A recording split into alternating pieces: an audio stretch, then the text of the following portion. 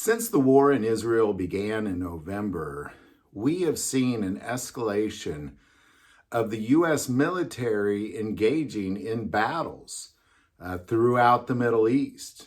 Ultimately, what I'm talking about is we have Iran engaging in warfare in Syria, Iraq, and Yemen, launching strikes against military facilities. The U.S. Air Force Base in Iraq was recently attacked with several injuries. Obviously, there's all sorts of attacks taking place from Yemen on shipping cargo as well as U.S. ships.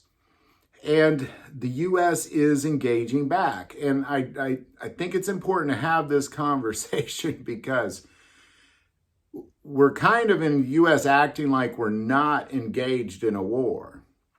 Israel fully is engaged in a war. So is Iran. If you were to ask, is Iran engaged in a war against the U.S.? Their answer would be absolutely, we're engaged in a war against the U.S. And we're also fighting in that war as well. We're just not necessarily admitting that we're engaged in warfare when it comes to Iran. So I think it's important to see that as the escalation of warfare continues in Israel, the escalation of actual fighting from U.S. military troops is escalating as well. And it's really kind of a matter of time before we really begin to talk about it and admit that we are engaged in combat when it comes to the Middle East. Because I think in the end, we're just talking about, well, here's what Israel is doing.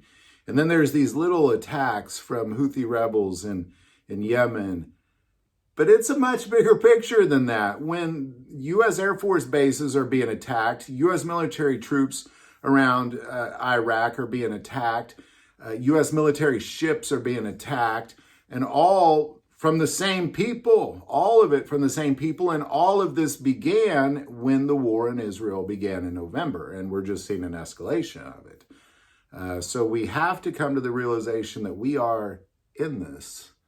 Whether or not you agree or not kind of doesn't matter. There's definitely U.S. troops fighting over there because of what's taking place in Israel. And the sooner we come to accept that, the better we can to really see what is it the U.S. government is engaging us in around the world.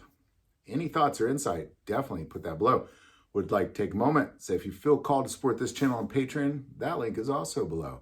But the most important part of this channel is we take prayer requests, and never hesitate to send that in. Thank you for watching this episode of God, Family, and Guns. And as always, love God, love your family, love guns.